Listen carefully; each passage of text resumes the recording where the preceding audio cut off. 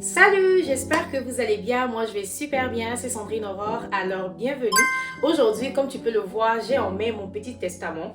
Voilà, c'est un petit testament qui m'a été offert par un ami, je crois en 2010-2011 par là. Et j'étais en Côte d'Ivoire et j'ai décidé de le garder. Voilà, donc quand j'ai voyagé, je suis venue avec. Et franchement, c'est un petit testament que je promène toujours avec ça parce que, comme tu peux le voir aujourd'hui, dans la vidéo, on va parler de la spiritualité. Voilà, donc moi je suis une chrétienne, franchement je suis amoureuse du Christ et au début lorsqu'on me parlait du Seigneur, je ne savais pas vraiment c'était quoi. Je me disais bon, il faut aller à l'église parce qu'il faut aller à l'église. Quand j'étais petite, je partais à la catéchèse et j'étais toute contente d'aller à la catéchèse, mais en plus on partait les mercredis parce que en Côte d'Ivoire au primaire, les mercredis on n'a pas cours, donc j'y allais les mercredis après-midi. Je me suis fait baptiser quand j'avais l'âge de 11 ans. J'étais en 6e et après mon baptême, comme je suis rentrée au collège, on avait beaucoup plus de cours et tout ça, donc j'avais plus le temps de continuer la catéchèse, ce qui a fait que j'ai pas terminé jusqu'à la je pense que la communion ou confession, je sais plus, confirmation, voilà, confirmation. Donc j'ai pas pu terminer malheureusement parce que avec les cours et tout ça, c'était pas vraiment évident. Et puis bon, au fur et à mesure que je suis rentrée dans l'adolescence, j'ai commencé à virer vers d'autres choses et tout, l'église, tout ça, c'était plus mon fort jusqu'à ce que en 2011, j'ai rencontré un ami qui m'a dit mais Sandrine, est-ce que tu sais que le Seigneur t'aime? Je dis ah bon? Ok, si, mais d'accord. Donc il m'a dit, écoute, viens avec moi, on va aller dans une croisade de prière et puis ensemble on va prier. Et puis bon, tu vas te familiariser un peu avec c'est quoi Dieu et tout ça. Il faut dire que moi quand je me suis baptisée, c'était juste le baptême pour le baptême.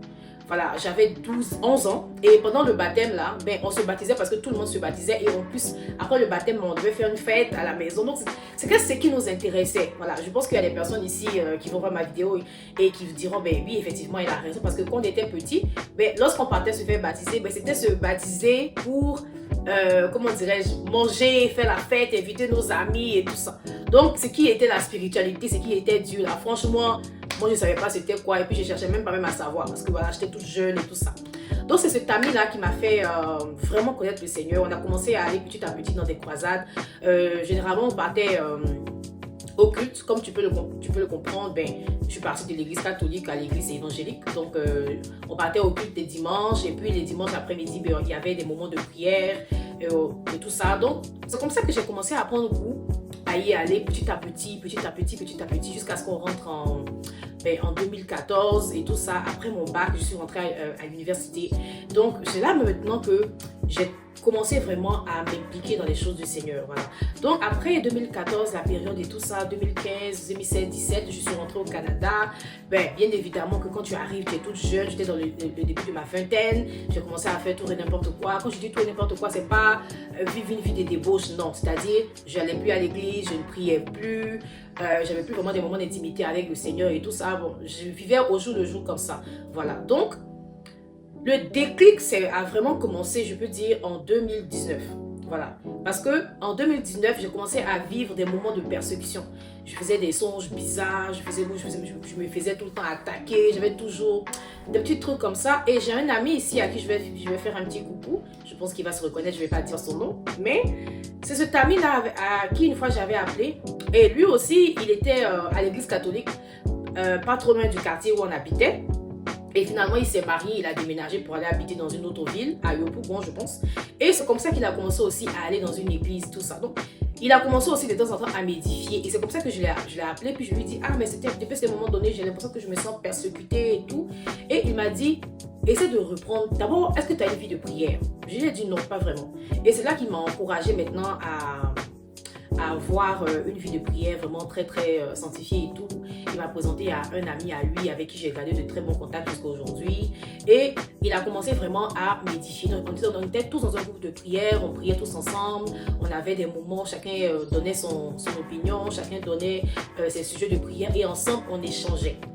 Jusqu'à ce que en 2000, c'était toujours en 2019, vers le milieu du mois de 2019, j'ai vécu quelque chose d'extraordinaire et je peux vous dire que nul n'était la main du Seigneur. Franchement, je ne sais pas comment est-ce que je me serais en sortie face à cette situation-là. Franchement, c'était quelque chose. Donc, c'est là même que j'ai compris que lorsque mon ami qui m'a offert ce petit testament-là en 2011 m'avait dit que le Seigneur m'aimait, c'est là que j'ai vraiment compris que effectivement le Seigneur m'aimait. Parce que même pour faire mes dossiers d'immigration pour arriver ici au Canada, vous savez que le visa étudiant, c'est vraiment pas facile.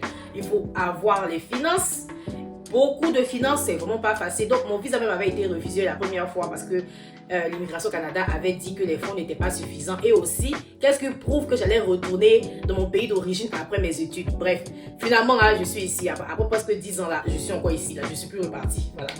Donc, c'est là que j'ai vraiment compris au fait que le Seigneur m'aimait vraiment et qu'il y avait vraiment je sais pas, mais franchement, le Seigneur avait vraiment de l'amour pour moi. Donc, après cet épisode-là, c'est là que j'ai recommencé encore à partir à l'église, où j'ai recommencé vraiment à m'investir. Au fur et à mesure, j'ai commencé à lire la parole. Je suis rentrée en contact avec plusieurs personnes qui étaient aussi dans la spiritualité. On était tous des débutants. On a commencé tous ensemble. Et au fur et à mesure, ma communion avec le Seigneur a commencé. Et c'est à partir de là que j'ai compris que généralement, lorsqu'on va à l'église, on va toujours pour prier, pour demander au Seigneur de nous donner certaines choses. Même quand tu ne vas pas à l'église, que tu es à la maison, même que tu fais ta prière, tu demandes toujours au Seigneur, donne-moi ci, donne-moi ça, donne-moi ci, donne-moi ça. Mais j'ai été édifiée par une parole une fois, dans le livre de Matthieu 6, versets 33 à 34, où le Seigneur nous dit, recherchez premièrement le royaume des cieux et toutes choses vous seront données par-dessus tout. Cette parole-là m'a vraiment touchée. Et c'est là que j'ai compris que aimer le Seigneur, ce n'est pas tout le temps venir dire Jésus, je t'aime. Ou bien à chaque fois quand tu vas dans des moments de prière, quand tu vas dans des croisades de prière, mais tu vas tout le temps pour demander quelque chose. Seigneur, je veux un mari. Seigneur, je veux une femme. Seigneur, je veux des enfants. Seigneur, je veux des papiers pour ceux qui sont en Occident. Seigneur, je veux la nourriture, je veux du travail. Non. La priorité, c'est pas ça. La priorité, c'est de vraiment chercher le Seigneur. Parce que celui qui le cherche, le trouve. Parfois, on a des difficultés. On se dit que le Seigneur nous a abandonnés. Moi, je peux vous assurer que le Seigneur ne nous a pas abandonnés. Le Seigneur ne nous a pas abandonnés. C'est parce que nous ne le cherchons pas. Il est autour de nous. On nous dit qu'il est omniprésent, omnipotent, omniscient. C'est-à-dire qu'il est partout en même temps.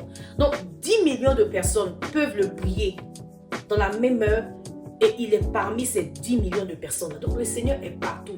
Mais c'est à nous de le rechercher. Recherchons-le vraiment avec un cœur pur. Dans le livre de 1 Samuel 16, je pense à partir du verset 2 ou 3, si je ne me trompe pas, je vais le laisser dans la vidéo. Le Seigneur nous dit, d'abord le Seigneur a dit au prophète Samuel d'aller oindre un nouveau roi. Et lorsqu'il est arrivé là-bas, le Seigneur a vu, Samuel, le prophète, il a vu un jeune homme. Et il a dit tout de suite, je pense que c'est lui que le Seigneur va choisir comme roi.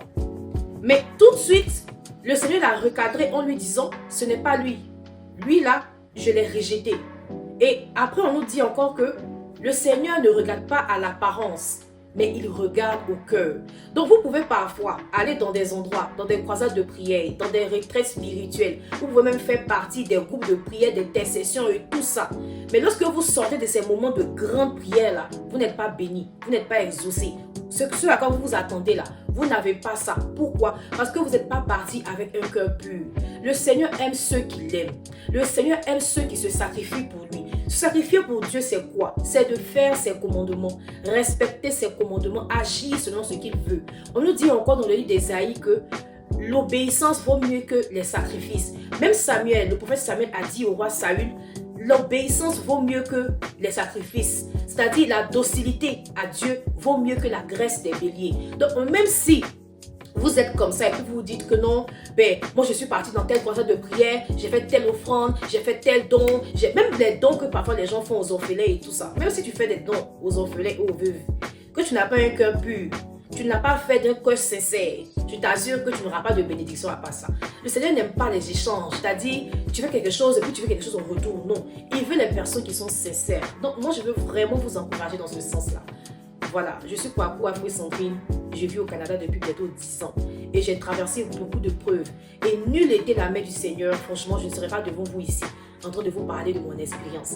Cette vidéo n'a pas été préparée ni quoi que ce soit, je le fais avec mon cœur, je le fais avec les expériences que j'ai vécues. Au fur et à mesure qu'on va avancer ensemble sur la chaîne, je vais vous parler un peu de mes différentes expériences, dans ce dans quoi j'étais. Tout le Seigneur m'a fait sortir. Et ce n'était pas des petites choses, je peux vous assurer. Le Seigneur a un cœur pour nous. Il nous aime franchement. il nous aime franchement. Donc, recherchez-le d'abord. Tournez-vous vers lui avec un cœur pur. Abandonnez-vous à lui. Soyez sincère. Je vous assure que tout ce que vous voulez là, vous allez obtenir ça. C'est vrai que parfois on a des difficultés. Être chrétien ne veut pas dire ne pas avoir de difficultés, c'est faux. Il y a des chrétiens qui vivent des choses pires, mais ils s'accrochent à Dieu. Et le Seigneur les en délivre toujours. Il y a un homme de Dieu une fois qui disait, si on pouvait voir les combats que Dieu combattait pour nous, on allait se mettre à genoux chaque seconde pour lui dire merci. Je sais que parmi mes abonnés, il y a aussi des musulmans. Moi, je ne connais pas les sourates dans le Coran. Je ne connais pas le Coran. Mais le conseil que je peux vous donner, tournez-vous vers le Seigneur. En fait. Accrochez-vous à lui. Accrochez-vous à lui d'un cœur sincère, que tu sois chrétien ou musulman, peu importe. Présentement, les musulmans sont dans un moment de carême. Les chrétiens catholiques aussi. Donc, c'est un moment vraiment de purification. Et ne dites pas seulement que c'est parce que c'est 30 jours, 40 jours de carême que je vais être pur et sincère. Non. Être pur et sincère, c'est en tout temps. C'est en tout temps, en tout temps, en tout temps. Donc voilà un peu ce que je voulais vous dire. J'espère que la vidéo vous a plu. N'hésitez pas à vous abonner et activer la cloche de notification pour ne rien rater de nouvelles vidéos. Et merci aussi pour vos partages. Merci aussi pour vos commentaires. C'est vraiment très gentil. Merci également aux nouveaux abonnés. C'est grâce aux anciens abonnés qui ont partagé ma vidéo, ce qui fait qu'au fur et à mesure, on grandit. Donc, j'espère que la vidéo t'a plu. Merci d'être resté jusqu'à la fin et on se dit à la prochaine pour une autre vidéo. Bye!